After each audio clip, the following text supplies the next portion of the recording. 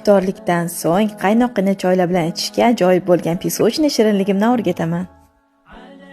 500 gram unni razrixnitelь bilan aralashtirib, sitadan o'tkazib, aralashtirib olamiz. Ustidan 250 gram shedreleta margarinini terkadan o'tkazib, kroshka hosil qilib olamiz. 300 gram qaymoq, bitta tuxum sarig'ini solib aralashtirib, qo'lga yopishmaydigan yumshoqqina xamir qorib olamiz. Xamirni salofanga o'rab 20 minut tindirishga yuboramiz. Tingan xamirimizni kichkina zuvolalarga bo'lib olamiz.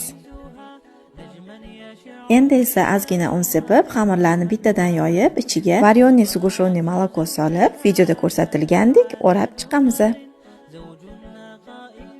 Qizib turgan duxovkaga 170 gradusga 30-40 minutga pishirishga yuboramiz. Endi esa kremiga sugushoniy moloko hamda varyonniy sugushoniy molokoni solib, yaxshilab bir xil massa bo'lguncha aralashtirib tayyorlab olamiz. Shirinligimiz iliq holatga kelganda kremlarini surib, ustini maydalangan yog'oq bilan bezatib chiqamiz. Bu shirinlikni yaqinlaringiz bilan ham bo'lishing, o'zingizga saqlab qo'ying.